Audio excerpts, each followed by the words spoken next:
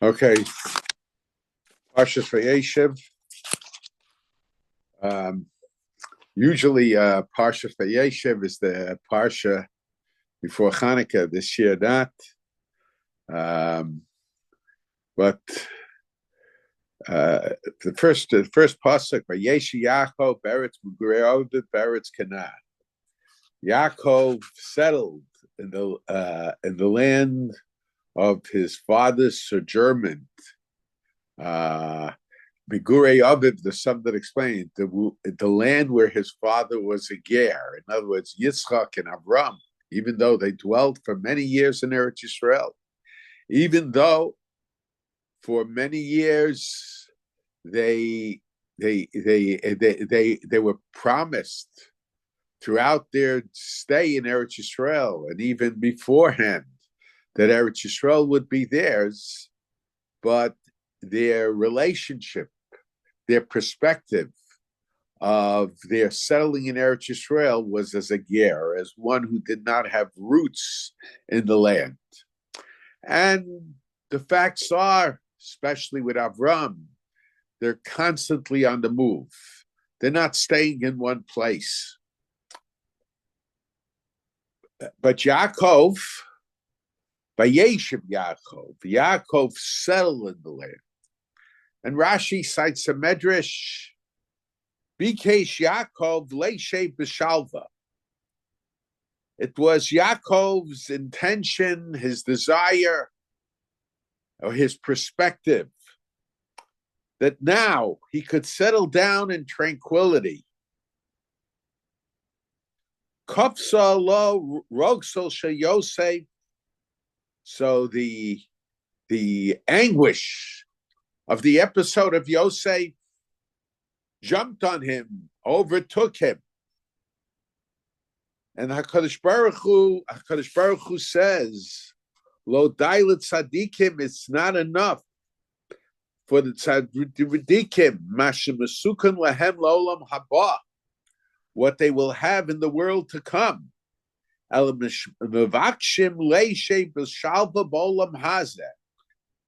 they desire, or their perspective is settling in this world, settling even in this world in tranquility. In other words, the ultimate tranquility. The simple pshat of Rashi, I was told that there are others that explain it differently, but the simple pshat of Rashi is that HaKadosh Baruch Hu says, tranquility, true tranquility, you will only have in Olam Haba. You can't expect, a tzaddik cannot expect true tranquility in this world. I think I saw in the name of the Brisker Rav that Olam Haba was created for the tranquility of the tzaddikim, and Olam Haza that was given over to those that are not tzaddikim, to Rishayim. On the basis of Gemaras, he says that. Now, but we have to understand the simple explanation, though, when you take a look at the last couple parshios, as it comes together with the beginning of Parshas Vayeishev, it seems that at this point, Yaakov was expecting tranquility. He knew that previously, certainly after he left his tent in Parshas Toldos, in Parshas Vayetze, that he wasn't expecting tranquility at that point. But only here, Vayeishev Yaakov Beretz Mugurei Aviv, Beretz Canaan. Only now that he came in Eretz Canaan was he expecting tranquility. And if we understand tranquility with the idea of a certain sense of permanence of residence, It's easy to understand because he's on the road. He leaves Eretz Canaan. He goes to Padnaram, to Haran, to the house of Lavan. And so many things. Does not have it easy in the house of Lavan. Time and time again, he's overtaken by problems, conflict. Lavan tricks him.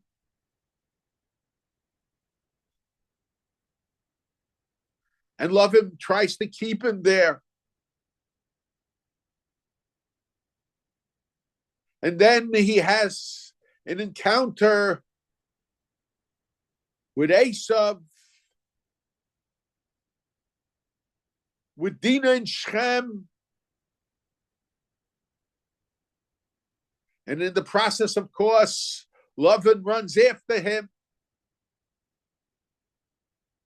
And only because HaKadosh Baruch Hu appeared to Lavan that Lavan did not attempt to do what he had originally planned. So this lack of tranquility, on one hand, manifests itself that he's constantly on the move up till this point. And from that perspective, we can understand why it's Vayeishev Yaakov Eretz Mugurei Aviv. Here he felt that he had a certain sense of permanence. But even that was wrong. But I would think that the pshat isn't just limited to his belief that now he has a sense of permanence, as the word Vayeishev implies. But I think the Medrash is telling us that in addition to having this sense of permanence, this came combined with a feeling that the troubles of the past, not just the need to move from place to place of the past, but the troubles, the aggravation that he had with Lavan, the aggravation that he had with Esav, the aggravation that he had in Shechem, that is over. And it was in response to this that HaKadosh Baruch Hu said that it's not enough for the tzaddikim that they're going to get Olam Haba, but they want to be at rest in this world also. And the truth is, there are two perspectives to the world. There are those who see the world created as a place of harmony. Everything fits together. And perhaps from a nature perspective,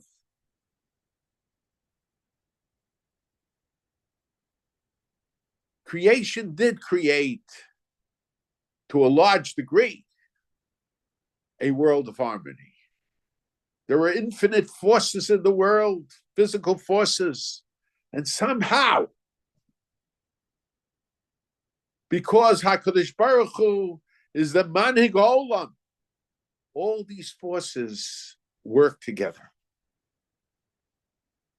However, on a psychological perspective,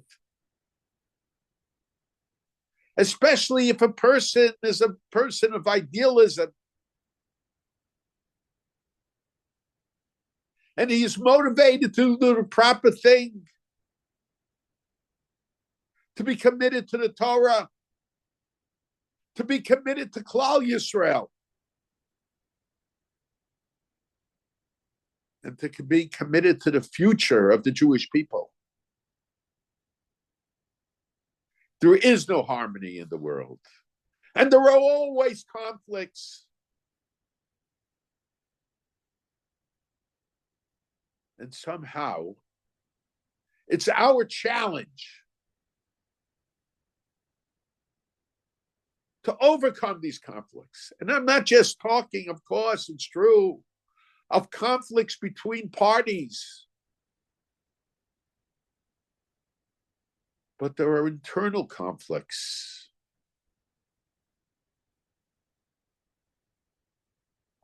We have challenges. And sometimes it appears to us to meet one of those challenges will make us lacking in meeting the other of those of the challenges. Sometimes the question of learning. Learning b'menuchas hanefesh. And sometimes we are called to stand up. Sometimes we have to close the Gemara. Of course, the internal Gemara we take with us. And somehow we have to meet both challenges.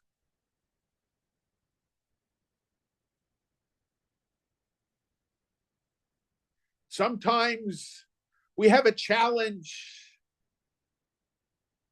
of being b'shalom, of being in peace with everybody.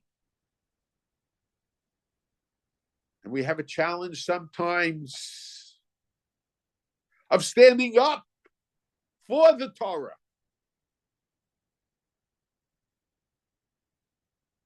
And being truthful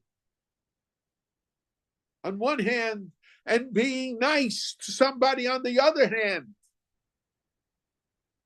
And somehow we have to deal with these conflicts.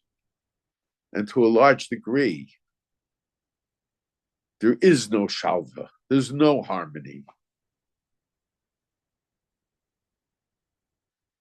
And that's the challenge that we have in this world. But Yaakov Avinu thought that now that he came to Eretz Yisrael, he would be b'shalva. You have to understand, what was the nature of the shalva, of the harmony that Yaakov Avinu felt that he now potentially could have?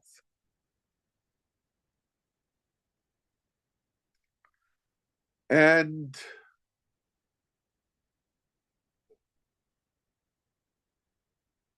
I think, and we have to also understand, what was the mistake or mistakes, in the plural form, that Yaakov Avinu made? I think one of the mistakes, and to a certain degree, it's my savo siman labanim.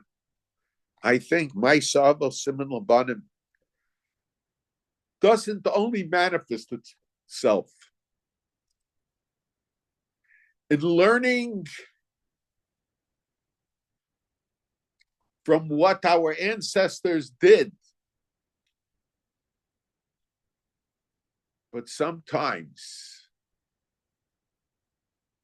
our ancestors might have made a mistake.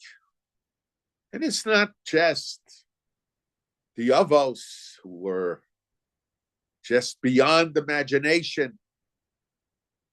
The Torah points out from time to time, the Ramban, many people had trouble with the Ramban, says that Abraham made a mistake in going down to Egypt.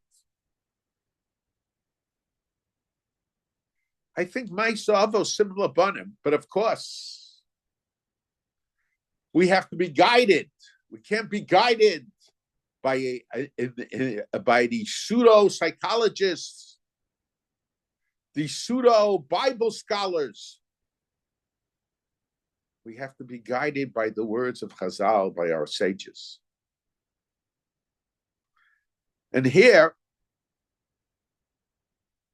our Chazal seem to tell us that Yaakov Avinu made a miscalculation.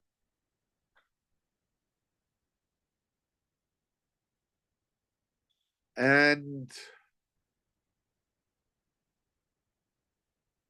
Yaakov Avinu thought, and perhaps that's why it's emphasized here,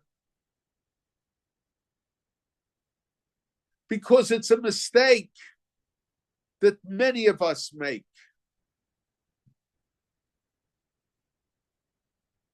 And this is a mistake that throughout the generations was made.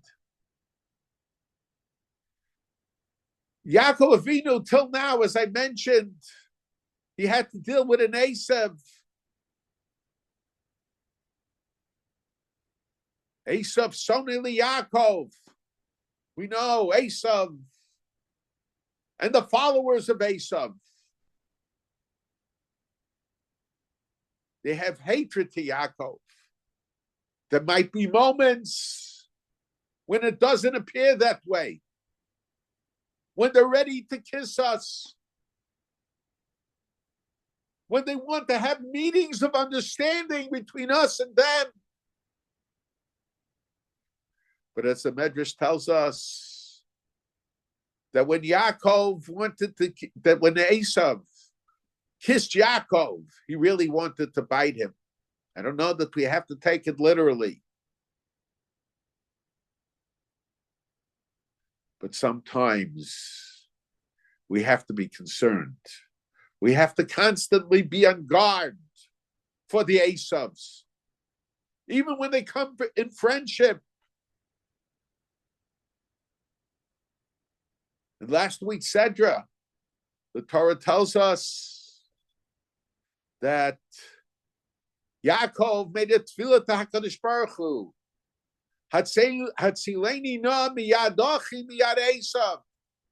Save me from the hand of my brother, from the hand of Esav.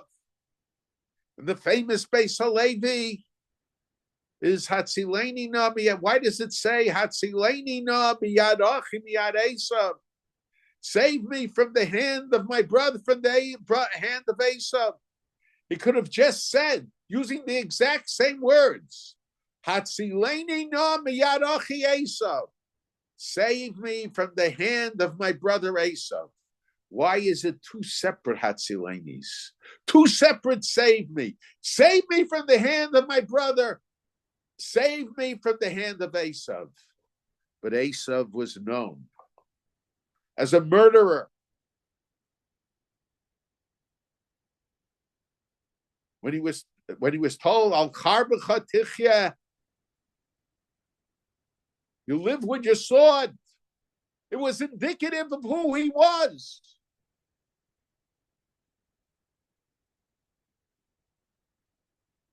And he even made it a goal to destroy Yaakov, to kill Yaakov. He was just waiting for the right time. And this is a goal that became part of the heritage of Esav, the successors of Esav, until this very day. And the successors of Esav's grandson Amalek.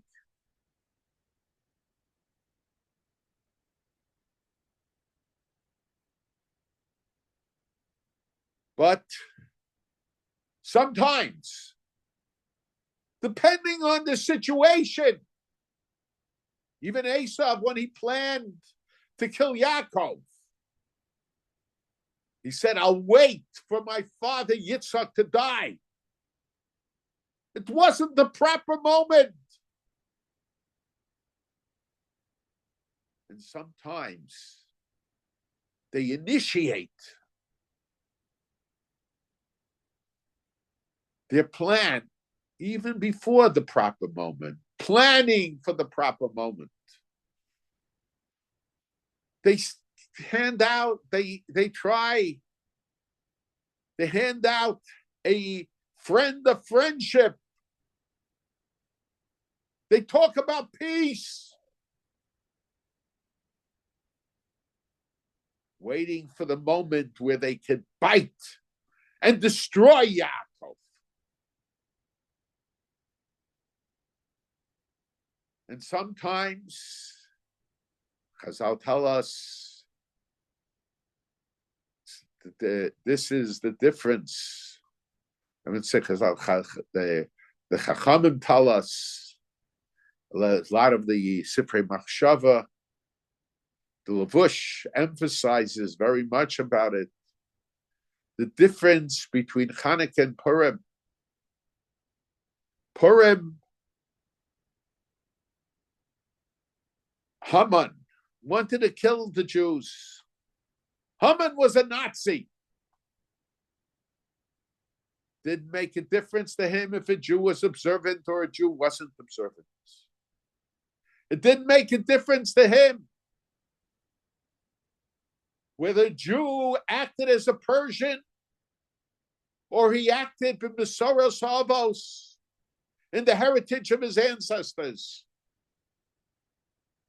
If he was a Jew, he had to be killed. Lahashmid, laharog, la'abed is kol ha'Yehudim. To eradicate all of the Jewish people from the world.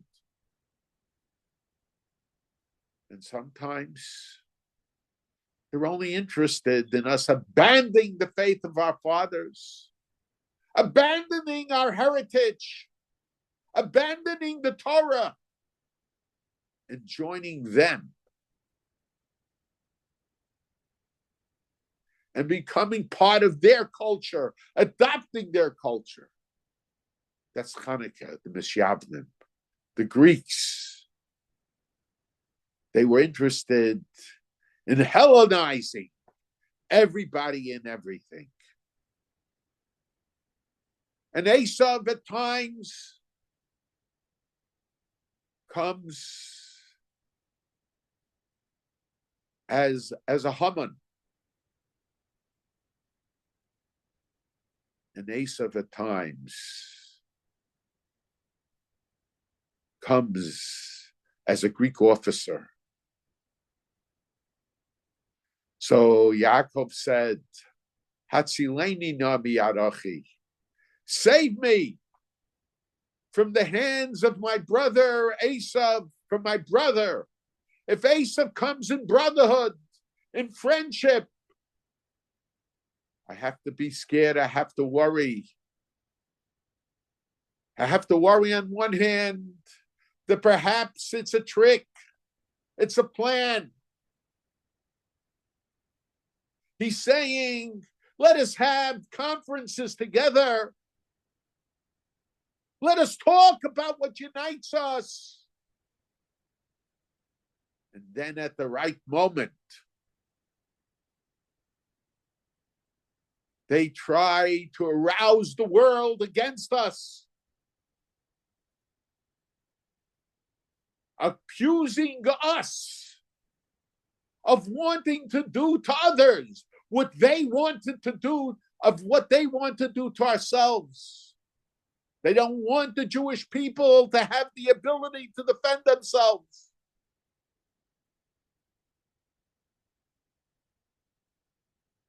And also, at times, they come just to eradicate their observance, abandon their faith.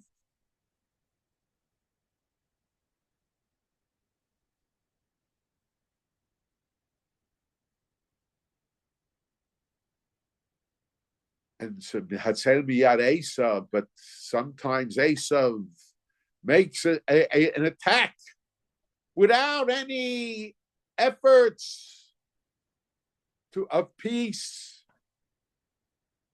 a surprise attack.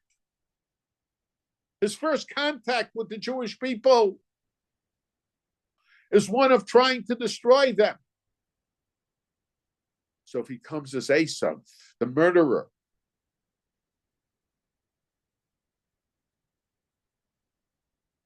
Hatzilena, save me also. So Yaakov Avinu was in fear of Esav from many perspectives. And then he was fearful of Lavan. Lavan, as we say in the Haggadah, Bikesh La'akaris Hakol. Lavan could, on one hand, come and talk about how he would destroy us, and on the other hand, he will say, Habanim Banai V'Habanos Benosai.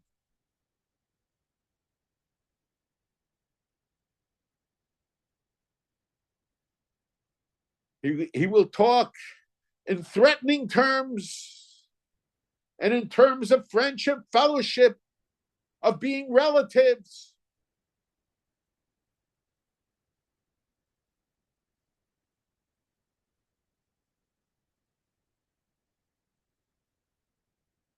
So, and because HaKadosh Baruch Hu appeared to Lavan in a dream, that threat, at least for the time being,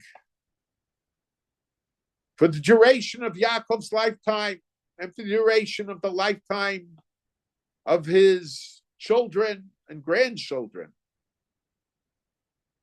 seemed to have ceased. There are midrashim that suggests that there is a connection between Bilam and Lavan. And we know that Bilam tried in his own way to bring about the destruction of the Jewish people. And of course, the episode of Shechem, and according to midrashim, there was all the nations or the cities surrounding Shechem organized an army and attacked the Jewish people. So there was constant conflict, military conflict, fear of losing one's life, preserving his camp, which would be the foundation of the generations of the Jewish people. He came now to Eretz Yisrael, and he felt Vayeishev. He was able to rest. In other words, Yaakov thought,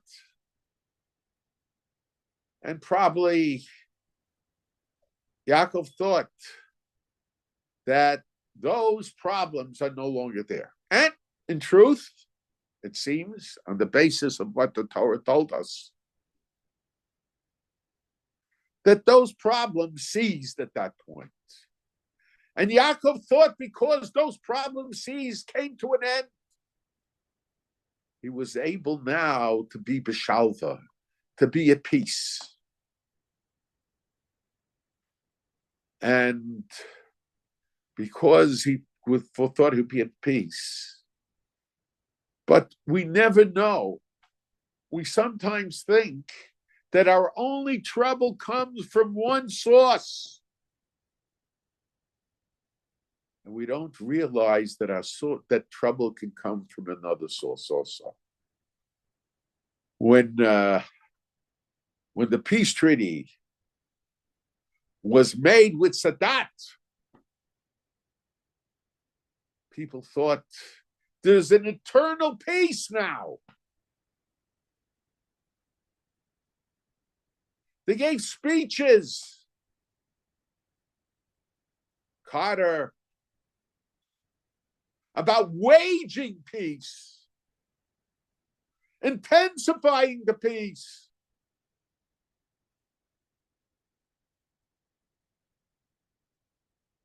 And this was followed by bombs on buses, in restaurants. Maybe the nature of the war for a period of time came to an end. But the war continued. And many Jews fell. And to a certain degree, perhaps the peace treaty, the original peace treaty, even though Egypt, to a large degree, sees for direct conflict, military conflict with the Jewish people. But the terrorism that took place, that unofficially had nothing to do with the PLO, continued. And thousands were killed over a longer period of time.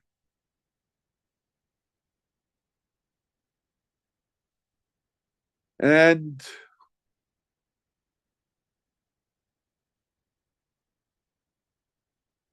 so Yaakov Avinu thought that now he was at peace. What was, and the interesting thing is, what do we see from here?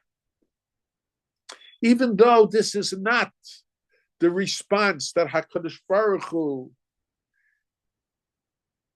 gave when HaKadosh Baruch Hu said about Lo Dailet Tzadikim, Yaakov Avinu thought that we only have to worry about the problems from outside the border, from our enemies, from the Esavs, from the Lavans,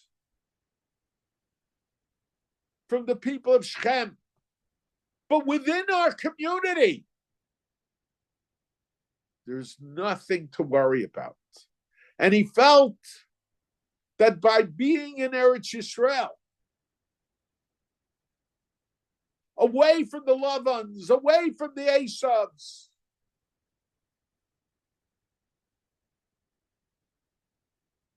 by being by his father's household,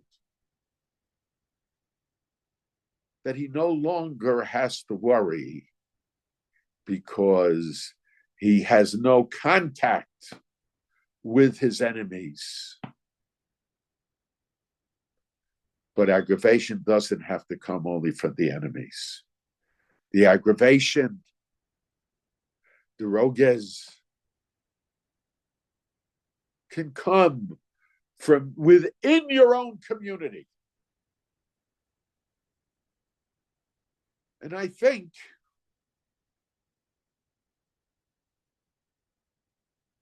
we're approaching, I mentioned that Parshas Vayeishev is usually right before Hanukkah. Not this year, but Vayeishev Yaakov Beretz Megurei Aviv Beretz Canaan. So in a sense, when you think about Hanukkah, it's similar situation. Who were the enemies?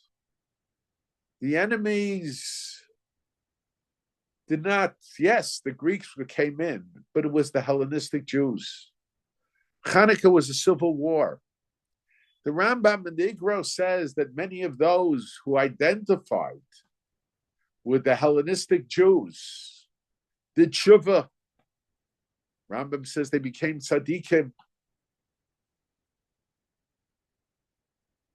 And in a sense, we could suggest the celebration of Hanukkah is not just the celebration of victory. but it's a celebration of the unity of the Jewish people. Because with the defeat of the Hellenists, many of those who were associated with the Hellenists became again became identified with the Masorah. So, and today we find ourselves in a strange situation. On one hand, we have conflict at the borders, conflict at the enemies of the Jewish people, enemies who sometimes proclaim they're interested in peace. But we know from experience, and we can't rely on their divrei sheker,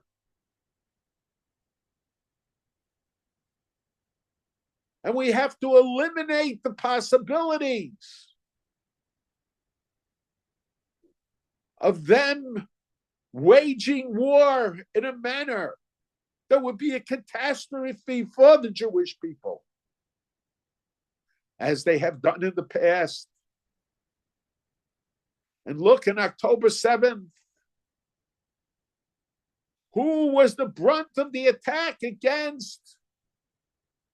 It was against those who identified with the peace movement.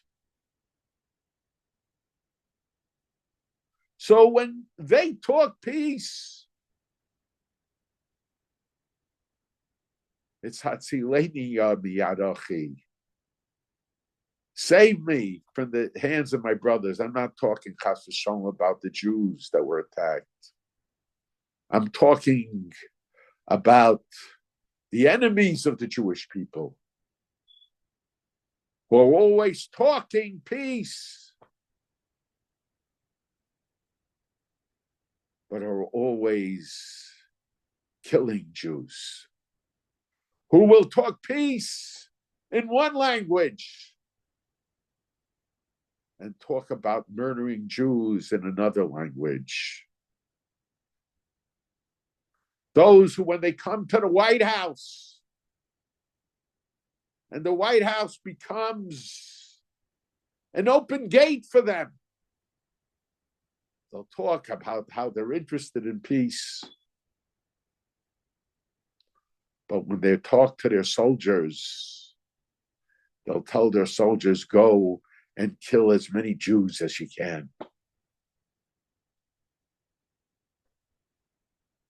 So Yaakov Avinu,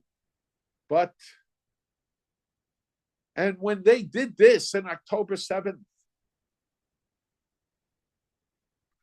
when they killed so many Jews, and they demonstrated who they really are,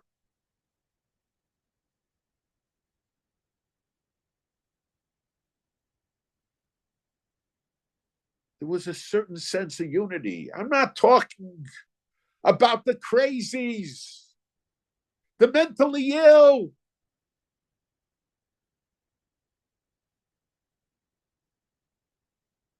who hold a shofar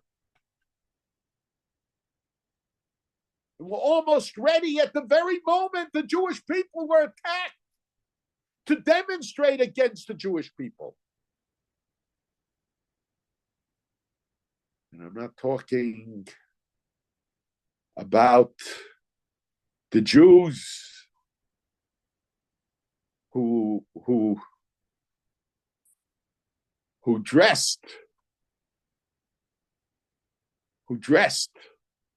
like there were people who were dedicated to Torah and marched hand in hand with the enablers of the murderers of the Jewish people.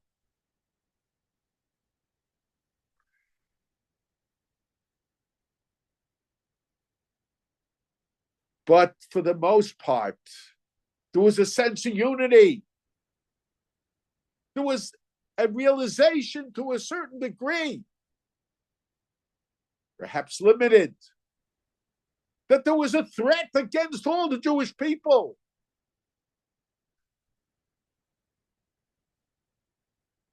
But then there were certain elements in Israel, both on the right and on the left, who felt threatened by this sense of unity,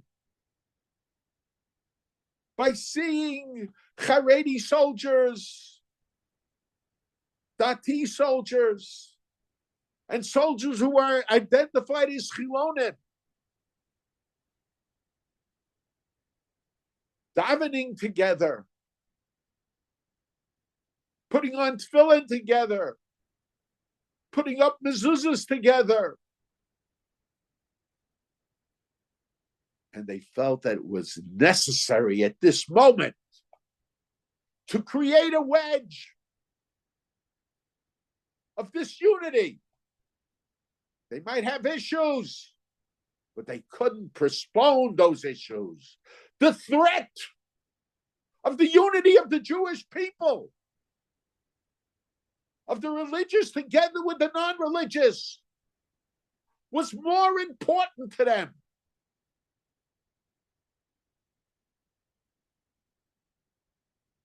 than the murder or the threat of continuous murder of other Jewish people. Freud said, the power of hatred is greater than the power of love. There was a certain sense of hatred. They always quote in the name of Rav Kook that the Beis Hamikdash was destroyed. The Jewish people went to Golus because of Sinas Chinam. And the antidote for that is Avas Chinam. We're not yet at that level of Chinam. But it's in the interest of the Jewish people to have Ava for one another. We saw how Haredim were running to help the Jewish people who were injured, to recover the bodies of those who were killed, who sacrificed their lives for that. And we saw the Jews without yarmulkes singing Kabbalah Shabbos, the Shekhinah coming to the camp. But there were those that just couldn't deal with it. And they want to create another situation. And the truth of the matter is, the responsibility is not just, and I've mentioned this many times, and I'll mention it many more times. The responsibility is not just on the Chilonim. The responsibility is on us as well. In other words, we have to see what everyone has to see what the other one is doing for them. Don't just see what you're doing for somebody else, but see what they are doing for you. Stop living in non-reality. Stop believing that you don't need the soldiers, that the soldiers are fighting for you. Recognize their contribution to you and to Klal Yisrael. The nonsense that I don't need the army, I don't need the soldiers, I'm learning Torah. What happened to so many of the yeshivas during World War II? What happened in Hebron 1929?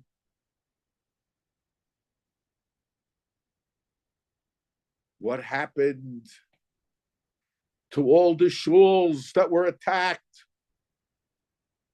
That people were murdered while davening to HaKadosh Baruch Hu.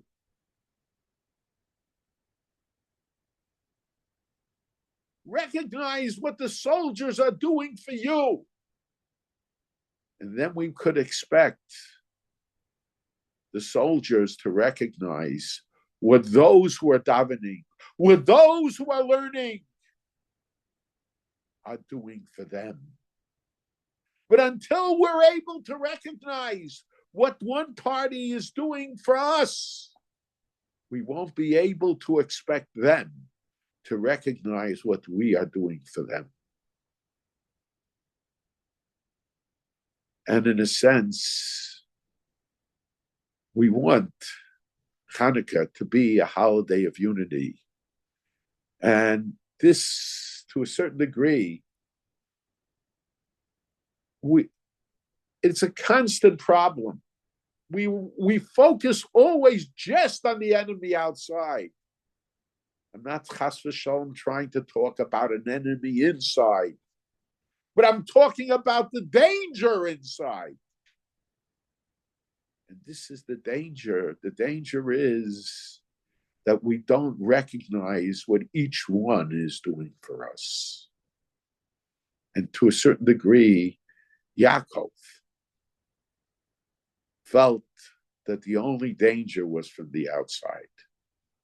And he felt, Vayeishev Yaakov, now I don't have to worry about the enemies from the outside.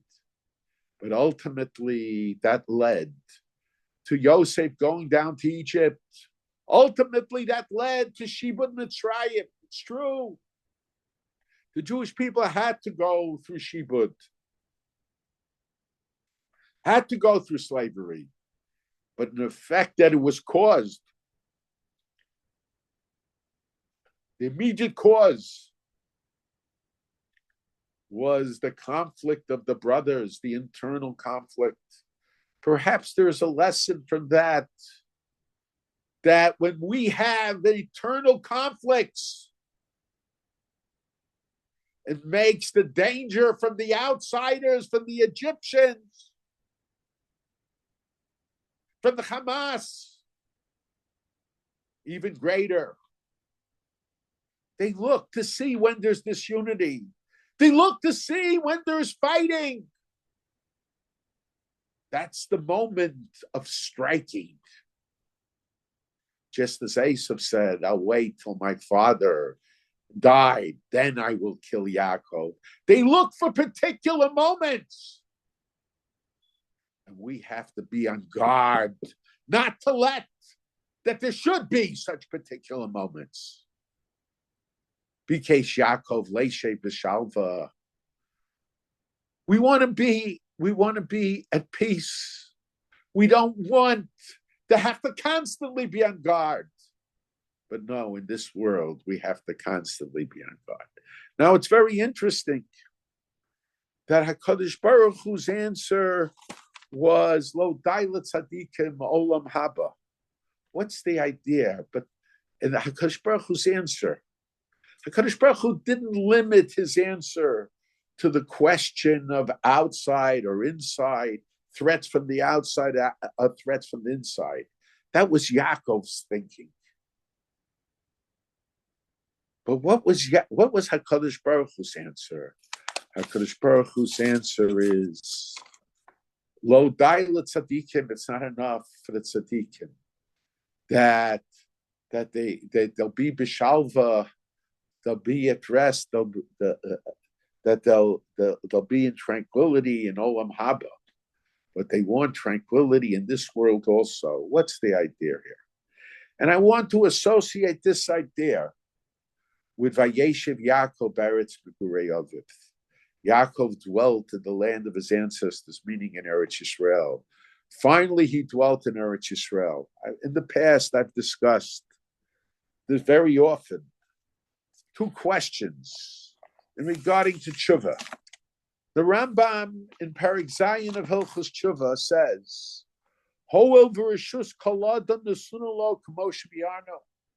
since every person has freedom of will, a person should try to do tshuva and to rid himself of his sins, in order that when he dies, and he'll be a Baal Tshuva, in order that he should merit getting the world to come. And the way my uncle and Al Tshuva read this Rambam, the Rambam was not just telling us that if he does Tshuva, he'll get Olam Haba. No, the Rambam is saying that a person should do Tshuva in order to get Olam Haba. In order to be Zocha, to merit being in the world to come. However, my uncle asked the question in Perek Yud of Hilchos Tshuva. The Rambam says that a person shouldn't do mitzvahs in order to get the reward of Olam Haba, and not do Averis in order not to get the punishment of being in Gehenna. But he should do it lishma. He should do it because of love, ahavas HaKadosh Baruch Hu, for the sake of HaKadosh Baruch Hu. So there seems to be a contradiction. If we read the Rambam in Perek Zayin that I should do tshuva to get Olam Haba, and in Perek Yud of Hilchos Tshuva, so certainly tshuva is considered one of those mitzvos. The Rambam says, yes, tshuva is accepted. All the mitzvahs are accepted if you do it for extraneous reasons. But ideally, it should not be done for extraneous reasons. Ideally, it should be done out of ahavas HaKadosh Baruch Hu, love of HaKadosh Baruch Hu. Seems to be a contradiction. And then, the Sifri Zutta, the Rambam brings it in the Sefer HaMitzvahs. The Sifri Zutta, the Rambam says, that the Rambam brings the Sifri Sutta saying that I would think that a person, in order to do the mitzvah vidui, should have to go to Eretz Yisrael. So the Torah tells us in the Tochacha, it's talking about the Jews whose ancestors were chased out of Eretz Yisrael for the sins they did in Eretz Yisrael. And will be overcome with all kinds of tragedies and all kinds of problems and all kinds of threats in Chutz La'aretz, outside the land of Israel. Vizvado es katosam ves katosavosam. They will say vidui. They will confess to God their sins and the sins of their ancestors who lived in Eretz Yisrael. So, and the Rambam, actually, the Reb Chaim said that according to the Rambam, the mitzvah of vidui and the mitzvah of tshuva is one mitzvah. It's the same mitzvah. It's oralizing our feelings of the heart. It's one mitzvah. So it seems that according to the Sifri Zutta, that we need a special Xeris HaKosov, a special pasuk, to tell me a person could do tshuva, a person could get forgiveness for his sins by going to the land of Israel and asking there for forgiveness. But there is a special pasuk that says, no, you could do tshuva wherever you are. But if there wasn't a special verse in the Torah to imply it, I would have thought on the basis of logic that in order to do tshuva, in order to ask God for forgiveness, one has to go to the land of Israel. But we're told not. You don't have to. You can do tshuva wherever you are, whenever you are. So the question is, why would I have thought on the basis of logic? If there wasn't a special pasuk, a special verse in the Torah to indicate otherwise, that a person had to go to Eretz Yisrael to do tshuva, to repent. But the truth of the matter is, as the Rambam says, tshuva doesn't mean repentance. Repentance is part of tshuva, but tshuva means return. A person who sinned, in a sense, distanced himself from God. And the act of tshuva is returning to God. And the ultimate, and of course, when you return, there is a journey. And you have to come close to God. You have to sense closeness to God in the process of tshuva. And the ultimate closeness to God is in the land of Israel. There, one can sense the presence of God from the beginning of the year until the end of the year. So on the basis of logic, I would say the mitzvah of tshuva, which is a mitzvah of coming close to God, of reestablishing a relationship with God. It's not by sending a letter to God, not by calling God long distance, but coming close. What do you mean coming close to God? Being able to sense his presence in the most maximum way, or in a maximum way, which is indicative of the special relationship that God has with the Jewish people. And Yaakov Avinu, when he was the first time he was in base Cal, he said, if God will be with me, and he'll watch over me on this road, on this trip, I'm going to Lavan's house. She'll give me food and clothes. And I'll return to my father's house. I'll be able to return to my father's house. I'll return to Eretz Yisrael. I will return to the Masorah, where the Masorah is closest, that connects me to God. Vayeishev I will have this personal relationship with God. Eretz Yisrael gives us a greater ability to sense closeness to God. The Shafti b'shalom al beisavi v'hayashem li le'elokim. And I will be close. I will have this sense, a greater sense of closeness to God. It'll be my God. To have that greater personal relationship with God. So I think that this is, now, when we think of Olam Haba, the reward of the world to come, we could think of Olam Haba in two ways. We could think of Olam Haba as the ultimate closeness to God.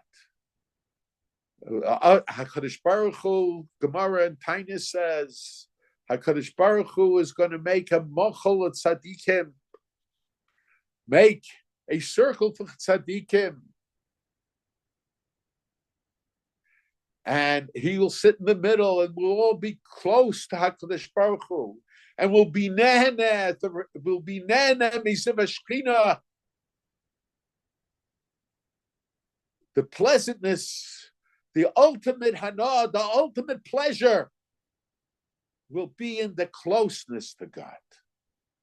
And there are other people that could see Olam Haba as a reward. I don't want to be left out.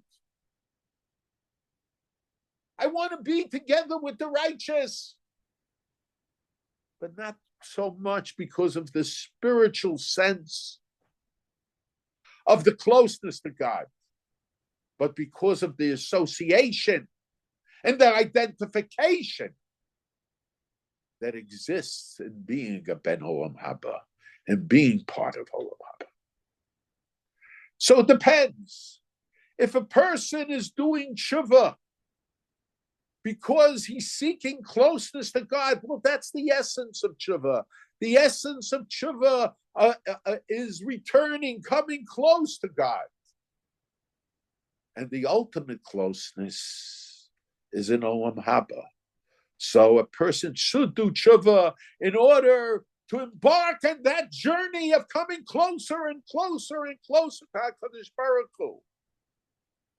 And on the basis of logic, a person might have suggested that that trip begins in Eretz Yisrael. So we have a special Xeris Akosov, that trip can begin in Chutz La'aretz also. But the ultimate closeness is in the world to come. But we see the two places are identified with closeness to God. Eretz Yisrael is identified with closeness to God. And Olam Haba is identified with closeness to God. I think that this was Yaakov's Avinu's thinking. Yaakov Avinu's thinking was, now that I can permanently be in Eretz Yisrael, what is the significance of the ultimate closeness to God? It's to be Nena Beziv Hashchina.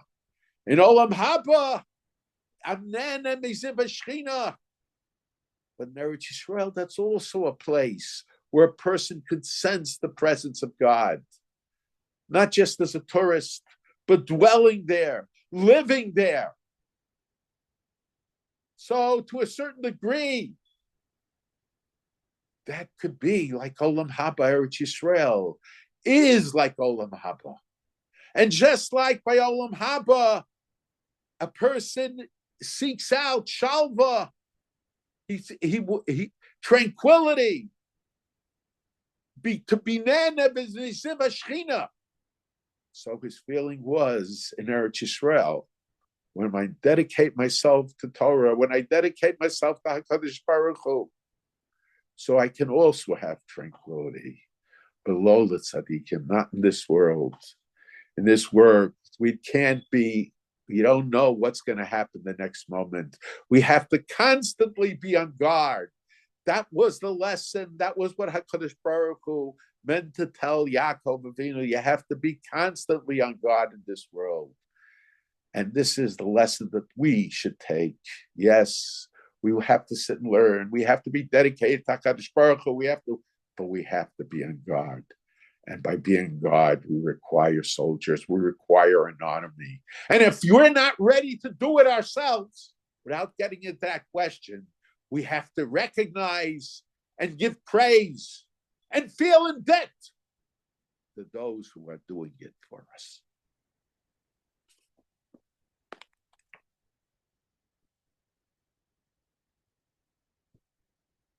If anyone has any questions, please put them in the chat.